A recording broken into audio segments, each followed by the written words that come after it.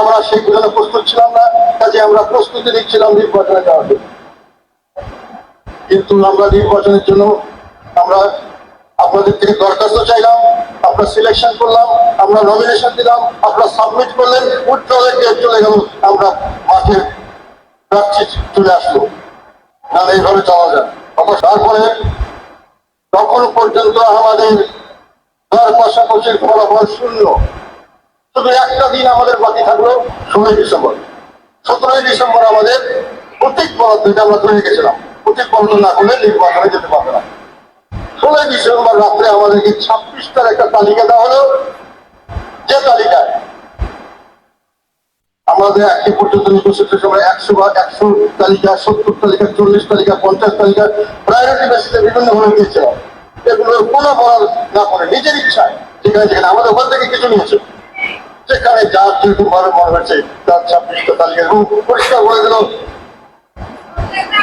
জাতীয় পার্টির ক্যান্ডিডেটের পক্ষে আমরা উচ্চ করলাম। সেখানে জাতীয় পার্টির ক্যান্ডিডেট ছাড়াও আওয়ামী লীগের আরো ক্যান্ডিডেট ছিলেন, বেশিরভাগ জায়গায় শুধু দুটো জায়গায় ছাড়াও দেয়, এবং শক্তিশালী ক্যান্ডিডেট ছিল আওয়ামী লীগ এবং অন্যান্য দলের ক্যান্ডিডেট ছিল। এবং অনেক ক্ষেত্রেই স্পষ্ট আমরা বুঝতে পেরেছিলাম যেটা হয় আওয়ামী লীগের লোককে জেতানোর জন্য, অথবা তাদের নির্বাচিত আরেকজন আওয়ামী লীগের বাইরের লোককে নির্বাচনের জন্য তারা এই তালিকা করছে। সেই 26টা তালিকা দিয়ে প্রচার করা হলো যে জাতীয় পার্টিকে ছাড় দেওয়া হয়েছে। বাস্তবে কোনো ছাড় দেওয়া হয় নাই। এবং তারা বলেছিলেন যে নির্বাচন, আমরা বলছি নির্বাচনে আসবো, দর কষাকষির মূল একটা কথা ছিল বলতে ভুলে গেছে, যে এই দর কষাকষি না করার কথা ছিল যে আমরা নির্বাচনে আসবো, নির্বাচন আবার সুষ্ঠু হতে হবে। নির্বাচনে প্রশাসন দলীয় কর্মীর মতো ব্যবহার করবে না, আইন শৃঙ্খলা রক্ষাকারী বাহিনী এবং নির্বাচনের সঙ্গে জড়িত ব্যক্তিরা দলীয় কর্মীর মতো কাজ করবে না। তারা বলেছিলেন আমরা একটাই শুধু সুবিধা দিতে পারি, আমাদের আমাদের দলীয় প্রতীক থাকবে না, তাহলে দলীয় কর্ম হবে না, আমরা পার্টিটা নিশ্চিত করবো। আমি এই কথাতে কনভিন্স ছিলাম না, তথাপি আমরা রিস্ক নিতে চেয়েছিলাম। কিন্তু 26টা তালিকা দেওয়ার পরে আমি বলেছি আমাদের অন্তত পক্ষে রানিং এমপি সহ আরো 10-15 জন খুব ভালো ক্যান্ডিডেট আছে যারা সেরা নির্বাচনে পাস করতে পারবে, তাদের তালিকাও নাম ঢোকাতে হবে। না হলে 16 তারিখে আমি রাতে সিদ্ধান্ত নিয়েছি, সবাইকে জানিয়েছি আমি নির্বাচনে যাব না। 17 তারিখে সকালে আমি নির্বাচন থেকে চলে আসার জন্য আমি সমস্ত প্রস্তুতি নিয়েছিলাম। তারপরে চাপ আসলো সরাসরি এবং প্রত্যক্ষ এবং পরোক্ষ। প্রত্যক্ষটা আমি ডিটেল ভাবে বলবো না, সেটা আপনারা বুঝে নেবেন। পরোক্ষ চাপ হলো যে যদি আমি নির্বাচনে না যাই তাও নির্বাচন হবে এবং নির্বাচনে জাতীয় পার্টিকে নিয়ে যাওয়া হবে। আমার নেতৃত্বে নয় বা আমার সঙ্গে যারা থাকবেন তাদের নেতৃত্বে নয়, যারা থাকবেন না তাদের নেতৃত্বে না হবে। এবং সেটাতে আমাদের আলাপ আলোচনা করে আমরা যেটা বুঝলাম, তাতে আমাদের দল গৃহপালিত বিরোধী দল হিসেবে নির্বাচনে কন্টেস্ট করে তারা রাজনৈতিকভাবে হারিয়ে যাবে এবং আমরা আমাদের রাজনৈতিক মঞ্চ হারাবো, যাতে করে ভবিষ্যতে আমরা দেশ ও জাতির জন্য কিছু করতে পারবো না। সেই ব্যক্তিতে আমরা নির্বাচনে যাওয়ার জন্য সিদ্ধান্ত নিই। তখন আমি বলেছিলাম আরো 10 থেকে 15টা আমাদেরকে মার্কা উঠিয়ে দিন এবং আমাদেরকে নিশ্চিত করুন যে সব জায়গায় নির্বাচন হবে অত্যন্ত সুষ্ঠু এবং নিরপেক্ষ। তারা আমাকে কথা দিয়েছিলেন যে সেটা তারা করবেন এবং করতে গিয়ে এক পর্যায়ে শুধু আমার স্ত্রীটা দিয়ে বললেন যে বাকিগুলো প্রসেসে আছে, ঠিক আছে। এবং বাইরে প্রচার করা হলো যে আমি আমার স্ত্রীর মনোনয়নের জন্য আমি নির্বাচনে এসেছি, আমি দলকে বিক্রি করে আমি স্ত্রীর মনোনয়নের জন্য। সে সময় একই সঙ্গে আরো কয়েকটা সেক্টর আসনের জন্য তখন দাবি করেছিলাম এবং সঙ্গে সঙ্গে বলেছিলাম বাকি, এবং তারা আমাকে কথা দিয়েছিলেন এবং তখনও কথা দিয়েছিলেন সেদিন লাস্ট পর্যন্ত 17 তারিখ যে তারা চেষ্টা করবেন। পরবর্তীকালে যখন হয়নি তখন তারা বলেছিলেন আমরা দায়িত্ব নিচ্ছি বিভিন্ন জায়গায় আবার সুষ্ঠু নির্বাচন হবে। এখন প্রশ্ন আসলো আমি আমার স্ত্রীর জন্য দল বিক্রি করে দিচ্ছি। আমি একটা কথা বলতে চাই যেটা আগে কোনো সময় বলিনি। উত্তরে আমি বসবাস করি 30 বছরের বেশি সময় থেকে এবং সম্পূর্ণ সময়টা আমি উত্তরে যখন থাকতাম তখন আমি রাজনীতি করতাম। আমি এমপি ছিলাম, মন্ত্রী ছিলাম উত্তরা থেকে, সমস্ত দলের লোক আমাকে চিনত। আমি রাস্তায় হেঁটে গেলে আমি 2018 সালে উত্তরা থেকে নির্বাচন করার জন্য ইলেকশন ক্যাম্পেইন পর্যন্ত করেছিলাম। তার আগেও আমি ইলেকশন করার চেষ্টা করেছিলাম। এবং উত্তরাতে আমি মনে করেছিলাম এখানে আমার একটা ভালো গ্রহণযোগ্যতা আছে। আমি 2018 সালে যখন ঘোষণা করেছিলাম আমি নির্বাচন করবো, এখান থেকে রাস্তার লোকজন, দোকানদাররা দাঁড়িয়ে আমাকে অভিনন্দন জানিয়েছে। আমি যেতে হাট পেতে গেলে লোকের রাস্তার লোক জমে যেত। আমি মনে করছিলাম এই জায়গাটায় আমাদের একটা ভালো ভালো জনসমর্থন আছে।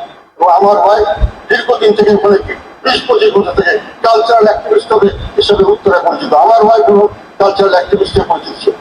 ফলে আমি মনে করছি এই সিটটা আমি যদি ধরতে পারি, তাহলে আর একটা কথা আপনাদের বলি, বাংলাদেশের অন্য 11 নাম্বার 1 সিট, বাংলাদেশের অন্য যে কোনো জায়গায় আমার অ্যাসেসমেন্ট অনুযায়ী 10টা সিটও যদি আমি পাই, তার থেকে এই সিট বেশি মূল্যবান এই সিটের থেকে। কেননা এই সিটে এখনো আমাকে, যখন আমি রাজনীতি করছি সবসময় আমার রাজনীতির ইলেকশনে আমাকে খরচ দিতে দেওয়ার মতো প্রচুর মানুষ আছে, এবং আমি ওখান থেকে এমপি বাড়তে পারতাম, আমার দল চালানোর জন্য কোনো ফান্ডের অভাব হতো না। অবশ্যই অনেক মানুষ আমাদের ওখানে, অনেক ব্যবসা প্রতিষ্ঠান, অনেক সমৃদ্ধশালী মানুষ আছে যারা আমাদের সঙ্গে ক্লোজ হতে চায়, যারা আমাদেরকে যে কোনো ভাবে সহায়তা করতে চায়। আমি এই জন্যই উত্তর আসনটা নেওয়ার জন্য চেষ্টা করেছিলাম। আমার স্ত্রীর জন্যই শুধু আমি উত্তর আসনটা নিতে চাই না। আরেকটা কথা বলা হয়েছে আমার, যেটা পরবর্তীকালে আমি জয়েস ভাই এবং থেকে শুনলাম যে আমাদের লোকেরা বলেছে যে আমার স্ত্রীকে হঠাৎ করে এনে আমি একেবারে প্রেসিডেন্ট মেম্বার বানিয়ে দিয়েছি। আমার স্ত্রী 2010 সালে 16 জুন আমার এটা আল্লাহ হোসেন মোহাম্মদের সাথে চিঠির প্রেক্ষিতে ভাইস চেয়ারম্যান হিসেবে দলে যোগদান করছেন 2010 সালে। তারপর থেকে এই দলে ছিলেন। আমি আসার পরে বেশি করে অ্যাক্টিভ করেছি তাকে দুটো কারণে। একটা হলো লালমনিরহাটে আমার কনস্টিটিউয়েন্সি ছিল, সেখানে আমি যেতে পারি নাই, সেখানে আমার ভাই সেখানকার কমিটি করেছে সফলভাবে জেলার কাউন্সিল করে সেখানে কমিটি করে, এবং আমাদের দলের সাংস্কৃতিক পার্টি যেটা কোনো সময় সেমন কার্যকর ছিল না সেটাকে সে কার্যকর করেছে। তার প্রেক্ষিতে তাকে আমি নয়, আমাদের সঙ্গে যারা সিনিয়র নেতা ছিলেন তারা তাকে প্রমোশন দিয়ে প্রেসিডেন্ট মেম্বার করেছে। কাজে এই কথাটা বলা হয় এটা সঠিক নয়, এটা আপনাদেরকে জানা দরকার ছিল, এবং এটা ব্যাপকভাবে প্রচারণা করা হয়েছে। আর একটা হলো যে আমি উত্তরা আসন নেওয়ার পরে আমার যে লালমনিরহাট 3 নাম্বার আসন, যে আসন থেকে আমি করেছিলাম ফার্স্ট টাইম, এবং আগে 2-3 বার হয়েছে, সেই আসন থেকে আমাদের নৌকা মার্কার ক্যান্ডিডেট উইথড্র করা হয় নাই, বন্ধ করা হয়েছে। সেটা পরবর্তীকালে আমি জানতে পারলাম। সেখানে প্রচার করা হয়েছে যে সিলেটের আতিকের আসনের বিনিময়ে আমি আমার ভাইকে আসন। এটা একটা প্রচারণা, মিথ্যা প্রচারণা, শুধু আমাকে ছোট করার জন্য। এটা যাদেরকে হিসাব আছে তারা এটা বলতে পারে। আমাকে ধ্বংস করা মানে জাতীয় বাড়িকে ধ্বংস করা। আমি যদি জাতীয় বাড়ি চেয়ার না, আমার ভাবমুক্তিপূর্ণ মানে জাতীয় বাড়ির ভাবমূর্তিপূর্ণ, এবং সেটা করার চেষ্টা করা হয়েছে। যাই হোক, পরবর্তীকালে যখন আমরা নির্বাচনে যাওয়ার সমস্ত নিয়েছি, নির্বাচন যাবো করবো, তখন আমি নির্বাচন যাতে ভালো করে করা যায় তার জন্য আপ্রাণ চেষ্টা করেছি। কিন্তু এই যে তাদের প্রচারণা 26টা সিটের ছাড় দেওয়া হয়েছে, এটা জনমনে যেমন বিভ্রান্তি সৃষ্টি করেছে, আমাদের নেতা কর্মীদের মধ্যে বিভ্রান্তি সৃষ্টি করেছে। এই 26টা যারা ছিলেন তারা মনে করেছেন যে আমরা হয়তো জিতে যেতে পারি, আগে চলতে হয়েছে, কোনো প্রশ্ন না করলে হয়তো জিতবো। তারা গা লাগাননি। আমি বারংবার কিন্তু বলেছিলাম যে এখানে কিন্তু ছাড় হয় নাই, আওয়ামী লীগের ক্যান্ডিডেট আছে, তারা জিততে পারে। সরকার কোনো রকম সেরকম দেওয়ার করবে কিনা আমরা জানি না, তোমাদের চেষ্টা চালিয়ে যেতে হবে। তথাপি অনেকেই বুঝতে পারেননি, অথবা কেউ করতে পারেনি। আর সেকেন্ড ছিল বাইরে প্রচারণা হয়েছে, দল বিক্রি হয়ে গেছে, কাদের সাথে 200 কোটি টাকা পেয়ে গেছে, 300 কোটি টাকা। তাহলে আমাদেরকে টাকা, আমাদের তো জিতার কোনো সম্ভাবনা নাই, যেহেতু 26টা আসনের মধ্যে আমরা পাইনি। তাহলে টাকার ভাগ চাই আমাকে। 3 রাত 24 ঘন্টা আমি যতক্ষণ নির্বাচন করি, সকাল থেকে বিকাল টাকা দেন, টাকা দেন, টাকা দেন। আমার কিছু পরে আছে টাকা আদায় করেছে, এবং আমার নামে জঘন্যতম কথা বলে বেড়াচ্ছে। এটা আমাকে শুনতে হয়েছে, এই জন্য বললাম আমি এ করেছে না করে জানি না, ব্যাপকভাবে এগুলো করা হয়েছে। যাই হোক, নির্বাচন যখন হয়ে গেল, নির্বাচন কি হয়েছে, কেমন করে হয়েছে, এগুলো আপনারা সবাই দেখেছেন। আপনাদের থেকে নিয়ে আমি কথা বলেছিলাম নির্বাচন কি প্রকার হয়েছে। একটি অবাধ, সুষ্ঠু, নিরপেক্ষ নির্বাচন এবং অংশগ্রহণমূলক হয়নি, সেটা সরকারের ইচ্ছা হয়েছে। একটি নির্বাচনে যে ফিস্টায় অস্ত্র এবং অর্থ দিয়ে যে যেভাবে পেরেছে, সেখানে প্রশাসন থেকে শুরু করে সমস্ত মানুষকে কিনে যারা জিততে পেরেছে তাই জিতেছে। এবং এবং একখানে ছিল এই মানামানির ভিতরে সরকারের নির্দেশনা হলো যে লোককে পাশ করানোর কথা তাকেই পাশ করে দেওয়া হয়েছে। এই 3 ধরনের নির্বাচন হয়েছে। সেইখানে আমাদের বেশিরভাগ যারা আমরা আশা করেছিলাম তারা জিততে পারেননি, এবং সেখানে প্রশ্ন এসছে যে আমার এই দোষ পাওয়া হলো, একটা হলো আমি পয়সা নিয়ে তাদেরকে পয়সা দিইনি, আর একটা হলো যে আমি ঘুরে ঘুরে সমস্ত থেকে ক্যাম্পেইন করিনি। প্রাইম মিনিস্টার যেমন করেছে, আমাকে বাংলাদেশের মাননীয় প্রধানমন্ত্রীর সঙ্গে তুলনা করা হয়েছে। উনি যেটা করেছেন আমারও সেটা করার দরকার ছিল। আমি নিজেকে অত্যন্ত সৌভাগ্যবান মনে করছি, কেন বর্তমান প্রধানমন্ত্রীর সঙ্গে যদি আমাকে তুলনা করা যায় নির্বাচন ক্যাম্পেইনে, যেখানে রাষ্ট্রীয় সকল ক্ষমতা এবং সকল সম্পদ এককভাবে ওনার কন্ট্রোলের মধ্যে, বাংলাদেশের পরিপ্রেক্ষিতে এখন হওয়া বললে উনি যদি হওয়া বলে বাংলাদেশের পরিপ্রেক্ষিতে সেটি হওয়া হয়ে যায়। সেখানে উনি কোথায় যাবেন, কিভাবে যাবেন, তার সাথে আমি কম্পিটিশন করবো, এটা আমাদের অনেক লোকরা বলেছেন, আমাকে ক্রিটিসাইজ করেছে। আমার মনে হলো, আমার এক বন্ধু বলেছিলেন যে এই ক্রিটিসাইজ হচ্ছে আপনাকে যদি বলতো মাননীয় প্রধানমন্ত্রীর পোশাক আশাক ইত্যাদি কোনো বই আপনি করেন তাহলে হয়তো ভালো হতো, তবে ওটা আমার জন্য কঠিন হতো। ওই পোশাক আশাক করে তো আর আমার পক্ষে নির্বাচন করা সম্ভব, ক্যাম্পেইন করা সম্ভব। যাই হোক, তথাপি আমি আমার নির্বাচনী এলাকার আশেপাশে যেখানে মানুষের চেয়েছে সেখানে আমি নির্বাচনী ক্যাম্পেইন করেছি। যেখানে মানুষে বলেছে যে আপনারা আসা দরকার, আমি এই নির্বাচনের ভিতরে গেছি, যেখানে সকাল থেকে রাত পর্যন্ত আমাকে 100 জন টেলিফোন করেছে টাকা দেন টাকা দেন টাকা দেন, এবং দিন রাত আপনার দল বিক্রি করে দিলেন, এটা করলেন, ফেসবুকে অশ্লীল কথা আমার নামে প্রচার করা হচ্ছে কন্টিনিউয়াসলি। এবং আর একটা কথা হলো, পরবর্তীকালে নির্বাচনে কেন গেলাম, এটা আর একটা কারণ হলো আমি লিডার অফ দি অপোজিশন হওয়ার জন্য গেছি। লিডার অফ দি অপোজিশন কি হবে আপনারা জানতেন? নির্বাচনে পড়লে যে আমি জিতেও থাকি, আমি নির্বাচন লিডার অফ দি অপোজিশন কি হবে এটা নিয়ে তো বাংলাদেশে 2-3 মাস গবেষণাই চলছে, যতক্ষণ না হয়, কিন্তু আইনগতভাবে আমারই হওয়ার কথা। এবং নির্বাচনে আমি যদি জানতামই লিডার অফ দি অপোজিশন হবো তাহলে তো অন্য কথা ছিল, আমি তো কেউই জানতো না বাংলাদেশে, এটাও প্রচার করা হচ্ছে। এবং এটাও বলি আপনাকে, আমি deputy leader of the opposition হয়েছিলাম এবং আমাকে deputy leader of the opposition থেকে নামিয়েও দেওয়া হয়েছে, কেননা আমি গৃহপালিত বিরোধী দল হতে রাজি না। ভবিষ্যতে কি হবে আমি জানি, ওই অভিজ্ঞতা আমার আছে, তাহলে ওই লোক লালসার জন্য আমি করি না। এখন নির্বাচনের পরবর্তীকালে আমি যেটা বললাম, দলের মধ্যে ওই একটা কথা, টাকা বিক্রি হয়েছে, টাকা ভাগ পেলাম না, এটা নিয়ে একটা বিভ্রান্তি সৃষ্টি করা। তারপরে আমরা নাকি সাগরে ফেলে দিয়েছি, আমি তাদেরকে নির্বাচনে মনোনয়ন নিয়ে কোনো বাণিজ্য হয় না, এটা কথা উঠেছে। মনোনয়ন বোর্ডে সিনিয়র সমস্ত নেতাকে রাখা হয়েছে, যে চেয়েছে তাকে রাখা হয়েছে, এবং সেই জেলা যে প্রধান ছিলেন, জেলা সভাপতি অথবা আহ্বায়ক, তাকেও রাখা হয়েছিল। আমার এগেইনস্টে দুর্নীতি দমন কমিশন মামলা দেওয়া, আমি কোটি কোটি টাকা মনোনয়ন বাণিজ্য করেছি, আর সরকারের কাছে 200 কোটি টাকা খেয়ে মেরে দিয়েছি, পার্টিকে বিক্রি করে, এবং পার্টির লোককে জবাই করেছি, মাঠে ছেড়ে দিয়ে জবাই করেছি। কোন লোককে আমি জোর করে ছেড়ে দেই নাই, কোনো পয়সা দেবো এই কথা কোনো ক্যান্ডিডেটকে বলি নাই।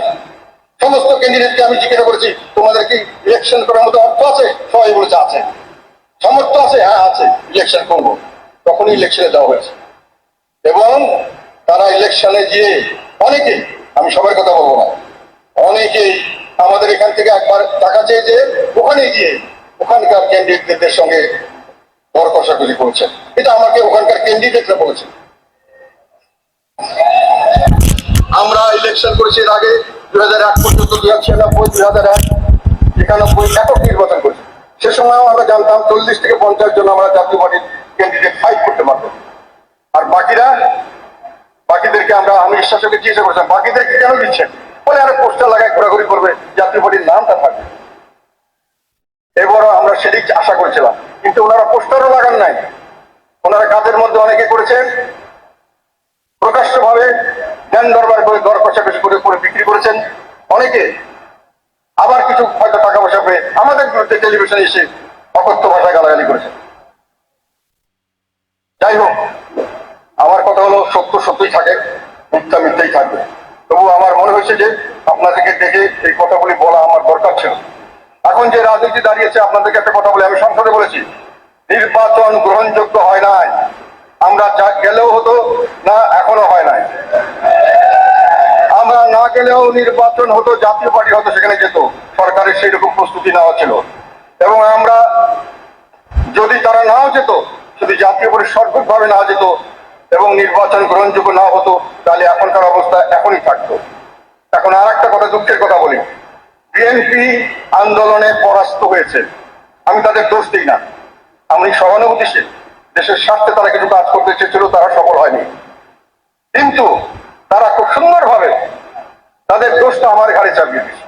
আমি এত বিশাল নেতা, আমি নির্বাচনে না গেলে নাকি দেশের ভবিষ্যতে চিনবে, আমি নিজেকে এত বড় নেতা মনে করি না।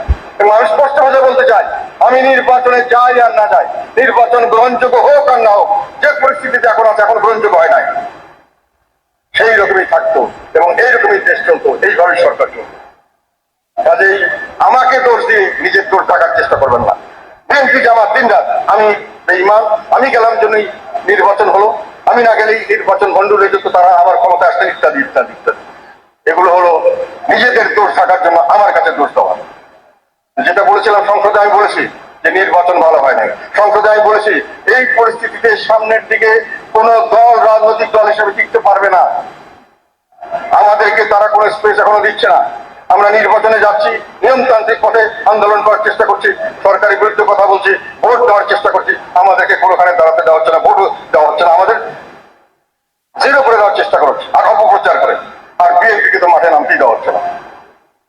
আর এখন থাকছে শুধু আওয়ামী লীগ। আওয়ামী লীগের কথা আমি বলি, তারা আমার বিশ্বাস মতে তারা একটা একদলীয় শাসন ব্যবস্থা চেয়ারের চেষ্টা করছে। একদলীয় শাসন ব্যবস্থা মানে হলো একজন সুপ্রিম লিডার থাকবে, একজন সুপ্রিম লিডার থাকবেন, উনি সবকিছু জবাবদিহিতা করতে, এবং সেখানে উনি ভোট করলেও করতে পারেন, নামকান বাস্তে না করলেও থাকবেন উনি। এটা হলো একদলীয়। এবং তারপরে যারা নির্বাচিত হবে ওনার অনুমতি নিয়ে নির্বাচিত করতে হবে। যদি সঠিক নির্বাচন হয় তাহলে তারা প্রথম আনুগত্য হবে সুপ্রিম লিডারের কাছে, তারপরে আনুগত্য হবে জনগণের কাছে। কিন্তু যদি সেই নির্বাচন কারচুপির নির্বাচন হয়, তাহলে তার প্রথম আনুগত্য থাকবে সুপ্রিম লিডারের কাছে, দ্বিতীয় আনুগত্য থাকবে সুপ্রিম লিডারের কাছে। এই ধরনের একটি সিস্টেম তৈরি করার জন্য আওয়ামী লীগ কাজ করছে। তারা আমাদের মতো দলকে গৃহপালিত বিরোধী দল যদি আমরা হতে চাই, তাহলে তাদের কোনো আপত্তি নাই। তাদের সাথে বিশ্বাস করি না, উনি গৃহপালিত হতে রাজি হবেন না। কাজেই পচা সরা মরা এগুলোকে নিয়ে, আবর্জনা নিয়ে ওনারা গৃহপালিত বিরোধী দল তৈরি করার চেষ্টা করছেন। এবং সেখানে টবের মধ্যে গাছ, মাটির ভিতরে যার শিকড় নেই, সেই সমস্ত দলকে ওনারা সামনে রাখবেন। কিন্তু একটা কথা আপনাদের বলতে চাই, যারা এইসব দলের দিকে ঝুঁকে যায়, তাদের পরিণতি কি হয়েছে এবার ইলেকশনে দেখেছেন? কিংস পার্টি গুলো কি হয়েছে? এগুলো তো কথা ছিল গৃহপালিত বিরুদ্ধে হবে, তাদের অবস্থান কি? 14 দলীয় জোটের কি অবস্থান? আর যারা মিত্র ছিলেন আওয়ামী লীগের গৃহপালিত মিত্র, সেই মিত্রদের কি অবস্থা হয়েছে? তারা হারিয়ে গেছে। কাজে সত্যিকার অর্থে জনগণের উপর ভরসা রেখে রাজনীতি করতে হবে। এবং সেই রাজনীতিতে সামনের দিকে যে কথাটা আমি বললাম, সংসদে বলেছি কোনো রাজনৈতিক দল টিকবে না, এবং তার ফলে দেশে একটা চরমপন্থার আবির্ভাব হতে পারে। এবং সামনের দিকে রাজনীতিতে যখন মানুষ দেখবে স্বাভাবিক হিসাবে রাজনীতি কাজ করে না, জনগণ ভোট দিতে পারে না, ভোট দিয়ে সরকার পরিবর্তন করতে পারে না, তখন মানুষের চরমপন্থা থেকে, তখন রাজনীতি হবে হয় মালা, না হয় ফাঁসির রশি। এটা যারা গ্রহণ করতে পারবে তারাই রাজনীতি সাকসেসফুল হতে পারবে। আমরা দেশকে ওই ধরনের চরমপন্থার দিকে নিয়ে যেতে দিতে চাই না। এখনো আমরা মনে করি এটা থেকে উদ্ধার হওয়া সম্ভব যদি সরকারের মধ্যে এতটুকু শুভবুদ্ধি উদয় হয়। কিন্তু আমরা এখন পর্যন্ত তার কোনো ভরসা দেখছি না। এখন পর্যন্ত সরকার, এই বর্তমান সরকারকে আমি কোনো রাজনৈতিক দল মনে করতে পারছি না। তারা subscribe, share, like. Thank you.